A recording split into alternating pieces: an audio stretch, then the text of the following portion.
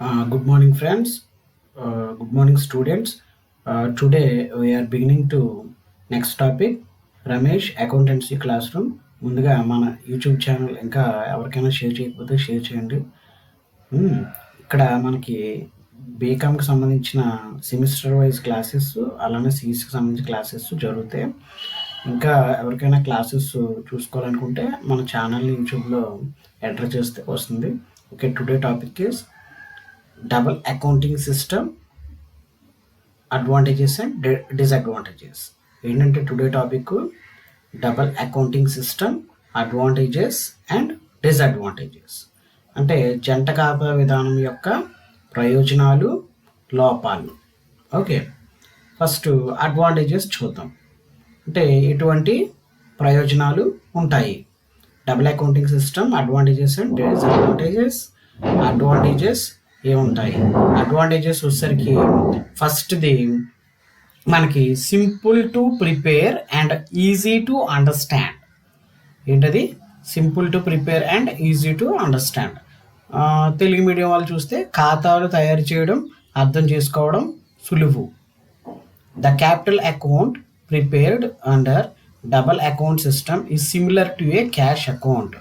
The capital shows how much capital is raised and the portion of it has been sent on the fixed assets. The account can therefore easily to understand even by creditors, debentures holders and shareholders. అంటే సింపుల్గా ఇక్కడ అర్థం చేసుకోవాలంటే ఖాతాలు తయారు చేయడం, అర్థం చేసుకోవడం సులువు. ఏది? జంట ఖాతా విధానంలోనే ఇక్కడ తయారు చేసే ఖాతాలు చాలా ఈజీగా ఉంటాయంట. ఎందువల్ల అది? ఇక్కడ మనం దానికి సపరేట్గా అకౌంట్స్ని ప్రిపేర్ చేస్తాం. ఫస్ట్ చెప్పాలంటే మూలధనం ఖాతానే పెట్టుబడి ఖాతా లేదా నగదు ఖాతాతో పోలి ఉంటుందన్నమాట. అంటే ఇక్కడ ఎంత ఇన్వెస్ట్ చేసాం, ఎంత ఇంకా రాబడి ఉంది, ఎంత మూలధనం సేకరించబడింది అనే విషయాన్ని ఇక్కడ మూలధనం ఖాతాలోనే చూపడం జరుగుతుంది. అందువల్ల మూలధనం ఎంత వచ్చిందో ఈజీగా తెలుస్తుంది.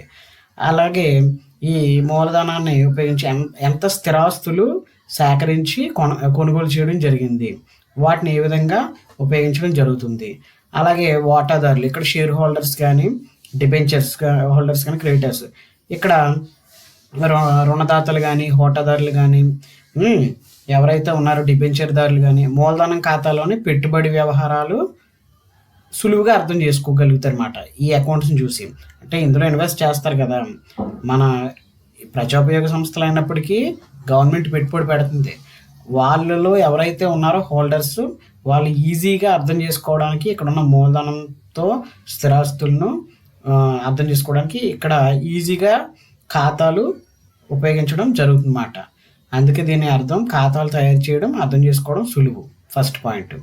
Second point, provision of funds for replacement of fixed assets.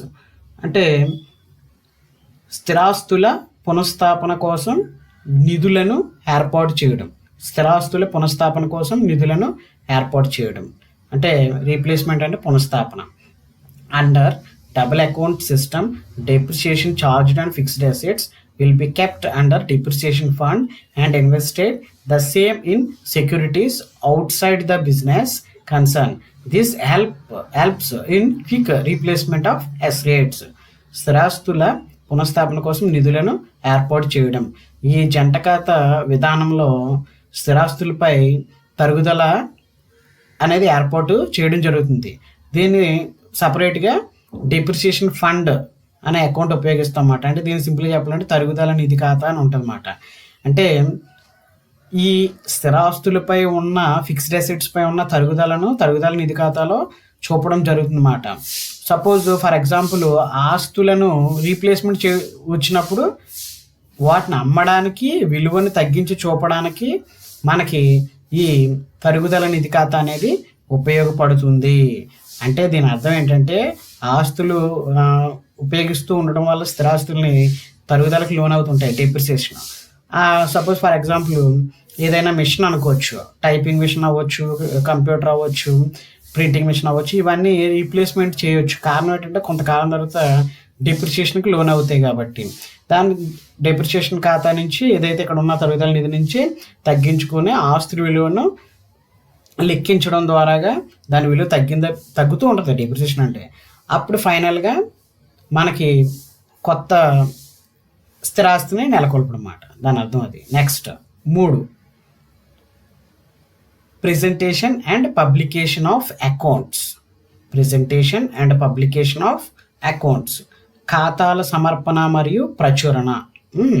జంట ఖాతా విధానంలో ఇక్కడ ముఖ్యంగా గుర్తుపెట్టుకోవాల్సింది, ప్రజోపయోగ సంస్థలు చట్ట నిబంధనలను అనుసరించి ఖాతాలు తయారు చేస్తాయి. ఇప్పుడు ఫర్ ఎగ్జాంపుల్ ఏ గవర్నమెంట్ అయినా ఎంత పెడుతుంది ఏంటి అనేది బడ్జెట్ రూపంలో ఫస్ట్ ప్రజలకు తెలియచేయాలి.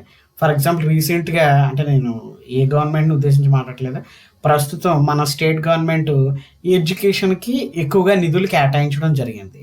అలానే ఏంటంటే presentation and publication of accounts అంటే ఏవైతే ఇన్వెస్ట్మెంట్ చేయడం జరుగుతుందో, ఏవైతే రికవరీ చేయడం జరుగుతుందో అవన్నీ కూడా చూపాలన్నమాట, తెలపాలి. దాన్నే అకౌంట్ రూపంలో చూపించడం జరుగుతుంది. Under double account system, accounts are prepared and published in the prescribed forms. It helps the public to understand the public utility concerns working in detail. అంటే అప్పుడే ప్రజోపయోగ సంస్థల్లో ఎంత ఇన్వెస్ట్మెంట్ పెట్టారు, దేనికి ఏ స్కీమ్కి ఎంత అప్లై అయింది అనేది ఒక డేటా, ఒక ఫార్మేట్ రూపంలో బయటికి రిలీజ్ చేస్తారు. అందువలన ఈ అకౌంట్స్ అయినా ఏవైనా రాయడం జరిగేది. ఇప్పుడు ఒక వ్యాపార సంస్థ లాభమా నష్టమని మనకి ఎలా తెలుస్తుంది?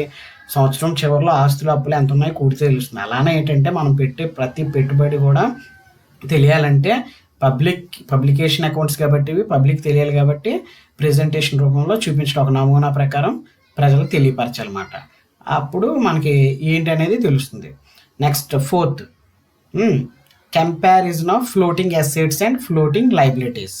ఇక్కడ ప్రస్తుత ఆస్తులు మరియు ప్రస్తుత అప్పులను పోల్చడం అన్నమాట. ప్రస్తుత ఆస్తులను లేదా అప్పులను పోల్చడం. As floating assets and floating liabilities are separately recorded in the general balance sheet is easily to compare them. అంటే మనం జంట ఖాతా విధానంలో సాధారణ ఆస్తుల పట్టిని తయారు చేస్తాం. అందువల్ల ఈజీగా ప్రస్తుత ఆస్తులను అప్పులను సాధారణ ఆస్తుల పట్టిలో చూపడం వల్ల మనం ఈజీగా అర్థం చేసుకోవడానికి ఉంటుంది. ఇవి అడ్వాంటేజెస్. ఇవి ఫస్ట్ 1 ఖాతాలు తయారు చేయడం, అర్థం చేసుకోవడం, ఈజీ మాట ఇక్కడ అండర్స్టాండ్. రెండోది వచ్చేసరికి స్థిరాస్తులను పునఃస్థాపనం చేయడం, అంటే replacement of fixed assets. Third వచ్చేసరికి ఖాతాల సమర్పణ, ప్రచురణ, ఈజీగా పబ్లిక్కి అర్థం చేసుకోవడం. 4th one వచ్చేసరికి comparison of floating assets and floating liabilities, అంటే ప్రస్తుత ఆస్తులు మరియు ప్రస్తుత అప్పులను పోల్చడం అన్నమాట. ఇవి అడ్వాంటేజెస్. అంటే ఇప్పుడు ఏ double accounting system advantage, disadvantage, ఇంత మంచి పాయింట్స్ ఉన్నప్పటికీ ఏదో డిసడ్వాంటేజెస్ అనేవి కొన్ని ఉంటాయి. ఏ వర్క్ చేసినా, దేంట్లోనైనా, ఏ సబ్జెక్ట్ మనం నేర్చుకున్నా లేదా ఏ పని చేసినా ఫస్ట్ అడ్వాంటేజ్ ఉంటుంది, తర్వాత డిసడ్వాంటేజ్ ఉంటుంది. ఒకసారి డిసడ్వాంటేజెస్ని కూడా చూద్దాం. డిసడ్వాంటేజెస్ ఓకే, అంటే లోపాలు మాట. జంట ఖాతా విధానంలో లోపాలు ఏంటి? ఆ లోపాలంటే first 1, did not disclose fair and true view of trading results. Did not disclose fair and true view of trading results. వాస్తవ వ్యాపార ఫలితాలను తెలియజేయవు. వాస్తవ వ్యాపార ఫలితాలను తెలియజేయవు. Revenue account did not disclose a fair and true view of trading results since it does not include interest paid on loans and debentures and interest received. ఇక్కడ మొన్న ఒక పాయింట్ చెప్పడం జరిగింది, చెల్లించిన వడ్డీ, వసూలైన వడ్డీ. ఆ పాయింట్ని కీలకంగా ఇక్కడ చెప్పడం జరుగుతుంది. ఏంటంటే దీని అర్థం రాబడి ఖాతాలో కానీ, అంటే రెవెన్యూ అకౌంట్ మాట, రాబడి ఖాతాలో అప్పులు మరియు డిబెంచర్లపై చెల్లించిన వడ్డీ కానీ, అసలైన వసూలైన అలాగే వసూలైన వడ్డీ కానీ ఇందులో చూపడం జరగదు. రాబడి ఖాతా సంస్థ వాస్తవ వ్యాపార ఫలితాలను అందుకే చూపడం జరుగుతుంది. అంటే ఇక్కడ వడ్డీ చూపనందువల్ల రాబడి ఖాతాలో నిజమైన ఏదైతే ట్రూ అంటే వాస్తవం ఉందో దాన్ని పరిగణించాలన్నమాట ఇక్కడ. అది అంటే ఇంట్రెస్ట్ పెయిడ్ కానీ ఇంట్రెస్ట్ రిసీవ్డ్ కానీ చూపలేకపోవడం అన్నమాట. నెక్స్ట్ అంటే డిబెంచర్లపై చెల్లించిన వడ్డీ కానీ వసూలైన వడ్డీ కానీ ఇక్కడ. Next second point, did not give correct picture of assets. వాస్తవాస్తుల విలువలను తెలియజేయవు. వాస్తవాస్తుల విలువను తెలియజే the balance sheet prepared under double account system did not give a correct picture of assets as the assets are shown in capital account at cost and not at the net value after deducting depreciation. వాస్తవాస్తుల విలువను తెలియజేయవు. జంట ఖాతా విధానంలో స్థిరాస్తుల విలువను తరుగుదల తీసివేయకుండా చూపించడం జరుగుతుంది. ఎందుకంటే తరుగుదలకు సపరేట్గా తరుగుదలని ఇది కాదు చూపిస్తాం, కానీ ఆ ఎసెట్ వాల్యూ మట్టుకి డెప్రిసియేషన్ ఉన్నప్పుడు చూపించేస్తాం అన్నమాట. ఎంతైతే ఉందో సపోజ్ 10,000 ఉంది ఎసెట్, ఆ 10,000 డెప్రిసియేషన్ తీసినప్పటికీ 10% అనుకోండి, 100 తీసినప్పుడు ఉన్నట్టు తగ్గించిన ఆ వాల్యూని చూపించడం ద్వారా అది వాస్తవం కాదు. అలాంటివి మనకి ఇక్కడ ఉన్న జంట ఖాతా విధానం స్థిరాస్తుల విలువను తరుగుదల తీసివేయకుండా అసలు విలువకి చూపించడం జరుగుతుందన్నమాట. అందువల్ల వాస్తవం అసెట్ విలువ ఎంత అనేది మనకి ఇక్కడ గుర్తించడం జరగదు. Third, full of unnecessary details. అవసరం లేని సమాచారంతో ఖాతాలు నిండి ఉండటం. The capital account and the general balance sheet prepared under double account system contains unnecessary details which create confusion among the readers. ఇక్కడ ఏంటంటే ప్రతి విలువ కానీ సమాచారంను ఈ మూలధనం ఖాతాలో కానీ సాధారణ ఆస్తి పట్టీలో కానీ చూపడం జరుగుతుంది. దీనివల్ల ఎటువంటి ఉపయోగమో ఈ ప్రజా ఉపయోగ సంస్థలకి ఉండదు. కానీ అలా చూపడం వల్ల డేటా ఎక్కువగా ఉండడం వల్ల వాస్తవాలు అనేవి బయటపెట్టడానికి పబ్లిక్ చూపించడానికి వీలు కాదన్నమాట. దాని అర్థం అది ఇందులో అనవసరమైన అంశాలు ఎక్కువగా ఇమిడి ఉంటాయి అన్నమాట. ఇదో లాభం. Next, difficulty in allocation of expenditure as capital and revenue expenditure. పెట్టుబడి మరియు రాబడి ఖర్చుల మధ్య వ్యత్యాసాన్ని గుర్తించడం కష్టం. ఇక్కడ పెట్టుబడి మరియు రాబడి ఖర్చుల మధ్య వ్యత్యాసం గుర్తించడం. పెట్టుబడి రెవెన్యూ ఎక్స్పెండిచర్ అన్నమాట. ఎక్స్పెండిచర్ యాజ్ క్యాపిటల్ అంటే పెట్టుబడి పెట్టినప్పుడు క్యాపిటల్ ద్వారా కనుక, క్యాపిటల్ అంటే మూలధనమే కదా పెట్టుబడి పెడతాం. పెట్టుబడి పెట్టినప్పుడు ఎంత రాబడి ఖర్చులు అయినా లేదా పెట్టుబడి మరియు రాబడి ఖర్చుల మధ్య వ్యత్యాసం ఏ విధంగా ఉందని చూపుతున్నమాట. ఇక్కడ certain particular difficulties will arise in drawing distinction between capital expenditure and revenue expenditure. సింపుల్గా చెప్పాలంటే పెట్టుబడి ఎంత పెట్టాము, జంట ఖాతా విధానంలో పెట్టుబడి ఖర్చులు ఎన్నైనాయి, రాబడి ఖర్చులు వివరించడం చూపడం అనేది సరిగ్గా జరగదన్నమాట. క్యాపిటల్ పెట్టినప్పుడు ఆ క్యాపిటల్ని ఏ విధంగా ఆ మూలధనాన్ని వ్యాపారంలో ఏ విధంగా ఉపయోగిస్తున్నాం అనేది తెలియాలి. అది తెలియకుండా ఖర్చులు ఎన్నవి, ఎంత ఖర్చు అవుతుంది అనేది ముందుగా చూపడం జరగదు. క్యాపిటల్ తెలిస్తేనే, మూలధనం తెలిస్తేనే, ఆ మూలధనం పెట్టుబడి పెడితేనే ఎంత ఇన్వెస్ట్మెంట్ ఖర్చు అనేది మనకు బయటపడుతుంది అన్నమాట. దాన్నే మనం రాబడి ఖర్చులుగా వర్గీకరించడం జరుగుతుంది. కానీ ఇక్కడ జరగదు అని చెప్తుంది అనమాట వాస్తవం. Difficulty in understanding the accounts. Difficulty in understanding the accounts ఏంటి? సాధారణంగా ఈ యొక్క ఖాతాలను అర్థం చేసుకోవడం కష్టం అన్నమాట. ఏ విధంగానూ ఖాతాలను అర్థం చేసుకోవడం ఎందుకు కష్టం? The general public may not easily understand the accounts presented under double account system at different forms as per various rules and regulations.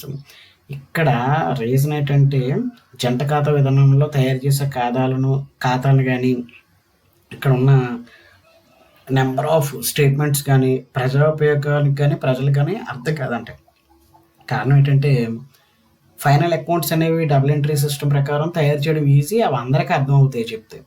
ఇక్కడ జంట ఖాతా విధానం ప్రకారం వాస్తవానికి అర్థం కాదు. మూలధనం ఖాతా, మూలధన నిధి ఖాతా, సాధారణ ఆస్తి అప్పులు పట్టి, రాబడి ఖర్చుల ఖాతా, రాబడి వ్యయాల ఖాతా, ఇవన్నీ తయారు చేస్తాం. అంటే అన్నీ క్లమ్జీగా ఉంటాయన్నమాట. సాధారణంగా అర్థం చేసుకోవడం ప్రజలకి ఈజీ కాదన్నమాట, కష్టంగా ఉంటుంది. ఇది మన డిసడ్వాంటేజెస్ అండ్ అడ్వాంటేజెస్. ఇది డబుల్ అకౌంటింగ్ సిస్టమ్ అంటే జంట ఖాతా విధానానికి సంబంధించింది. ఇప్పుడు ఇది ఇంగ్లీష్ మీడియం వాళ్ళు చూస్తూ నోట్స్ రాసుకోవచ్చు, same as it is points రాసేసుకోండి. తెలుగు మీడియం వాళ్ళకి నేను నోట్స్ పంపిస్తాను, బట్ అర్థం చేసుకోండి, ఒకసారి చదవండి. నేను చెప్పడమే కాదు, ఒకసారి మీరు చదివితే ఇంకా బాగా అర్థం అవుద్ది. ఓకే, ఒకసారి చదవాలి. కారణం ఏంటంటే బోర్డు మీద చెప్పడం వేరు, మనం ఏదైనా క్లాస్ని కనిపించకుండా చెప్పడం వేరు. అందువల్ల ఫాలో అయ్యేటప్పుడు జాగ్రత్తగా ఫాలో అవ్వండి. ఎందుకంటే టైం చాలా ఎక్కువగా ఉంది. ప్రిపేర్ అవుతే మంచి పర్సంటేజ్ రావచ్చు. ఓకే. అందులోకి మన సబ్జెక్ట్ అనేసరికి కొంచెం కష్టంగానే ఉంటుంటాయి. అందువల్ల మీరు ఫోకస్ చేయాలి. అయ్యో! చెప్పినా అర్థం కావట్లేదు అంటే ఒకసారి చదవాలి. చదివితే మీకు క్లారిటీ వస్తుంది. అప్పుడు అర్థం అవ్విద్ది ఈజీగా. ఓకేనా? Anyway thank you so much.